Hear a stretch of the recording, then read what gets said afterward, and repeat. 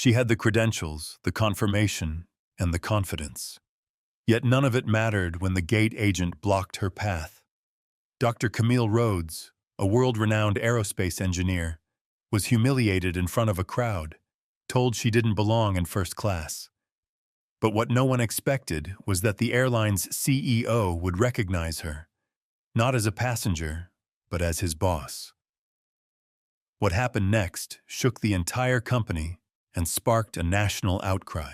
The air buzzed with the hum of jet engines and the chatter of travelers at Heathrow Airport's Terminal 5, a sprawling hub of glass and steel in London. Dr. Camille Rhodes stood at the SkyNova Airlines first-class check-in counter, her posture impeccable despite the weight of a long day. At 42, she was a striking figure, tall, with deep brown skin, sharp cheekbones, and a cascade of braids pulled into an elegant bun. Her navy blazer and crisp white shirt spoke of professionalism, a reflection of her life's work as a respected aerospace engineer. Today, she was headed to Paris for a conference on sustainable aviation, a topic she'd spent decades mastering. Her first-class boarding pass was in hand, her SkyNova frequent flyer status gleaming in gold embossing. She'd earned this seat, not just with miles, but with years of grit, from late nights designing propulsion systems to mentoring young engineers at NASA and beyond. The gate agent, a middle-aged woman with a pinched expression and a name tag reading Karen Lyle, barely glanced at her pass before her lips tightened. "I'm sorry, ma'am," Karen said, her tone clipped and insincere. "There's been an overbooking issue. You've been downgraded to economy." Camille blinked, her calm demeanor unshaken. "That can't be right. I confirmed my seat this morning. I'm a platinum member. Check again." Karen's eyes flicked to Camille, then back to her screen, her fingers tapping with exaggerated slowness. "No mistake. You'll need to step aside. First class is full." The line behind Camille grew restless, but she didn't budge.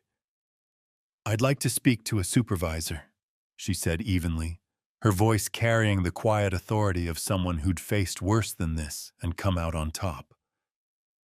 Karen's face reddened. "I am the supervisor here. Now please move or I'll call security." The threat hung in the air, sharp and deliberate. Camille felt the familiar sting of being singled out, the unspoken assumption that she didn't belong in this space. She'd encountered it before, boardrooms, universities, even rocket launches, but never let it define her. She adjusted her glasses and met Karen's gaze. "Call whoever you need to. I'm not moving until this is resolved." A murmur rippled through the crowd. A few passengers pulled out phones, sensing drama. Karen hesitated, then reached for her radio. But before she could speak, a new voice cut through the tension. "Everything all right here?" It was Captain Daniel Hargrove, a broad-shouldered man with graying hair and a pilot's cap tucked under his arm. His SkyNova uniform was pristine, his tone calm but firm. Karen straightened, flustered. "Captain, this passenger's causing a delay. She's been downgraded but won't accept it." Hargrove glanced at Camille's boarding pass, then at Karen's screen. His brow furrowed. "This says she's confirmed in 2A. What's the issue?" Karen stammered. "The system must have—" "Enough," Hargrove said, handing the pass back to Camille. "Dr. Rhodes, my apologies. You're welcome aboard. I'll handle this." Camille nodded, her expression composed but her pulse quickening. "Thank you, Captain." She walked past Karen, whose glare followed her like a shadow, and boarded the sleek Airbus A350. The first-class cabin was a sanctuary of plush seats and soft lighting. But as she settled into 2A, she couldn't shake the unease. It wasn't just the humiliation. It was the intent behind it. The flight took off smoothly, the London skyline fading into a patchwork of clouds. Camille sipped a glass of water, her laptop open to her conference notes. She was mid-sentence, typing about carbon-neutral fuel systems, when a flight attendant approached. A young man with nervous eyes. "Dr. Rhodes? This was left for you." He handed her a folded piece of paper, then hurried away. She unfolded it slowly. The words were scrawled in jagged black ink. "You don't belong up here. Next time you won't be so lucky." Her breath caught. She scanned the cabin.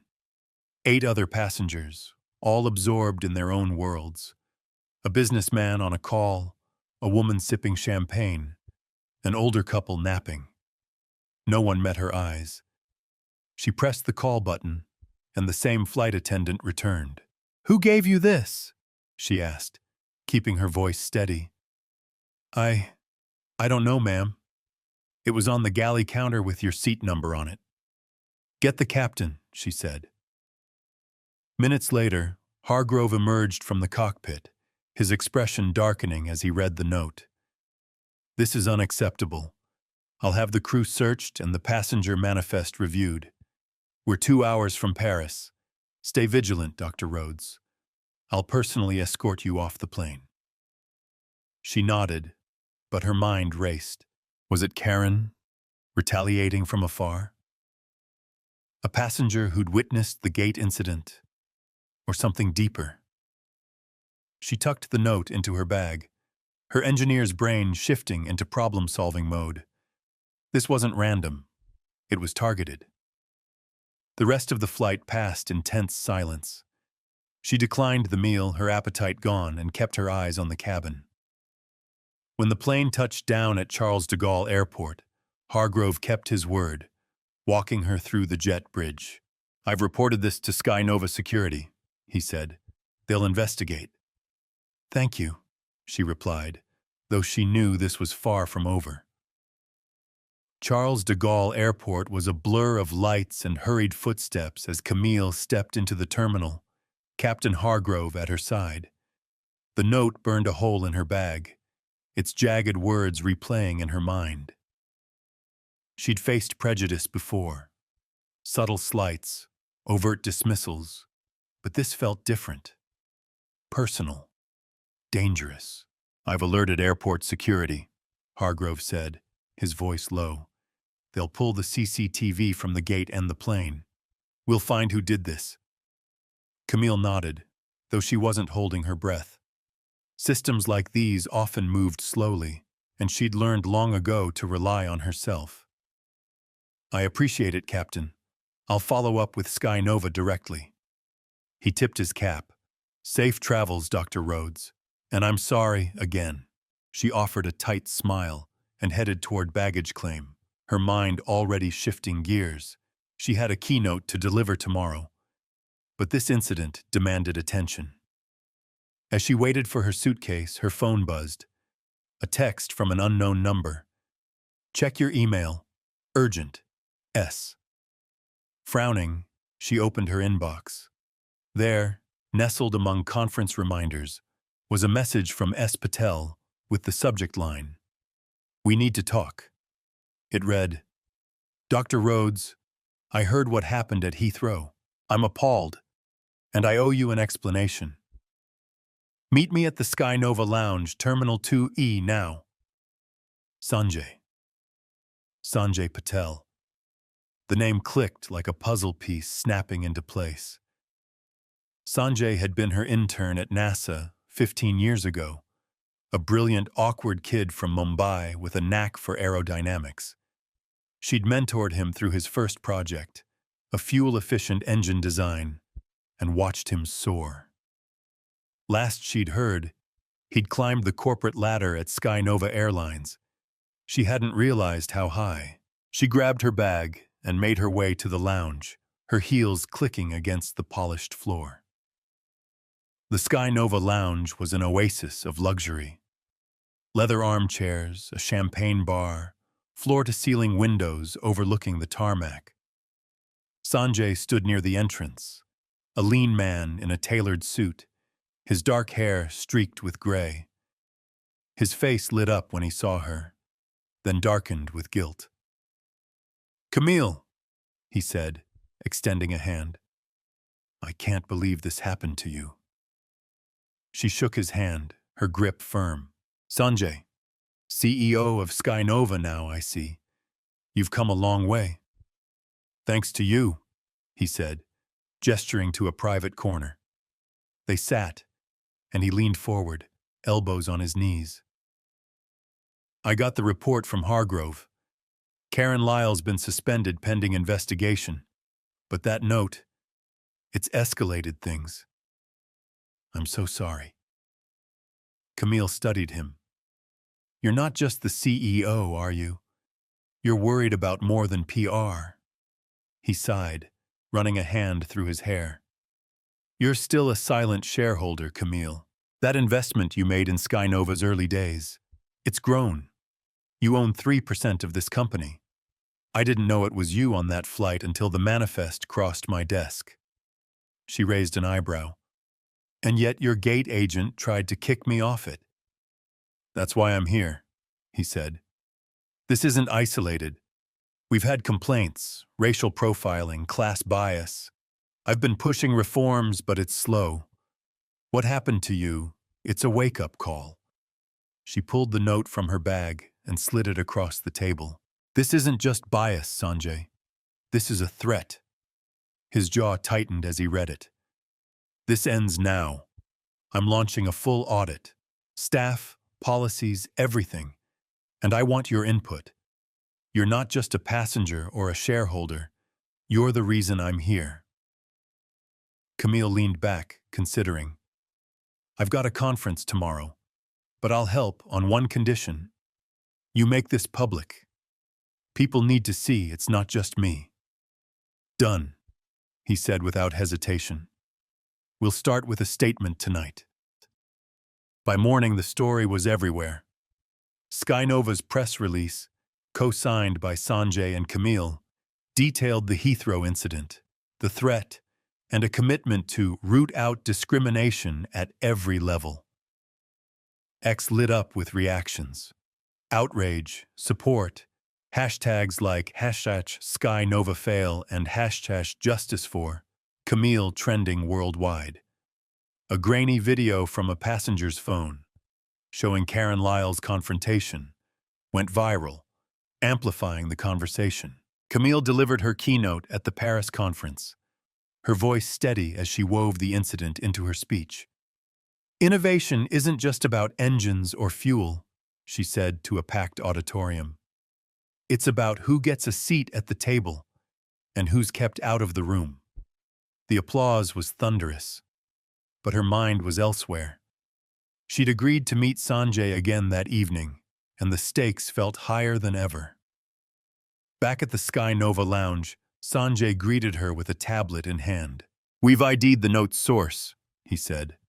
"A passenger in first class, Mark Hensley, ex-military, now a private contractor. He's got a history of online rants about elites and diversity hires. Security's holding him." Camille's stomach twisted. "He saw me at the gate. Probably heard my name." "Likely," Sanjay said. "He's claiming it was a joke, but we're pressing charges. And Karen, she's out. Fired this morning. Her record shows prior complaints buried by middle management." "Good," Camille said, though the victory felt hollow. "But this isn't just about two people. It's systemic." "I know," Sanjay replied. "We're rolling out mandatory training, revising hiring protocols, and I've hired an independent firm to investigate every complaint we've ignored. It's a start." She nodded, but her eyes were distant. "A start. That's all it ever is." Sanjay hesitated, then said, "There's something else." Hensley's not talking, but his phone had texts, vague, but suggesting he wasn't alone. "We don't know who else might be involved." The words hung heavy. Camille thought of the note, the venom in its scrawl. This wasn't over. Not for her. Not for anyone who'd felt that same sting. 2 weeks later, Camille sat in her Atlanta office, the skyline glinting through the window. SkyNova's reforms were underway. Training sessions, a public apology campaign, even a scholarship fund in her name for underrepresented engineers. The viral storm had quieted, but the conversation lingered, rippling through airlines, boardrooms, and beyond. She'd declined Sanjay's offer to join SkyNova's board. She had rockets to build, after all. But she'd agreed to consult, to keep them honest. The threat still gnawed at her, though. Hensley was in custody, but his cryptic texts hinted at a network, a shadow she couldn't quite grasp. She'd hired a private investigator, just in case. Her phone buzzed. A message from Sanjay. "First training session today. Wish you were here to see it." Attached was a photo of SkyNova staff, diverse faces listening intently to a facilitator. She smiled, but it faded as she glanced at the note, now framed on her desk. A reminder.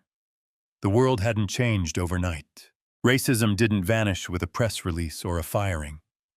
But Camille had lit a spark, one that forced people to look, to question, to act. She leaned back, gazing at the sky. Somewhere up there, a plane was taking off, and maybe, just maybe, its passengers felt a little more seen. The story wasn't finished, not for her, not for anyone. And that was the point.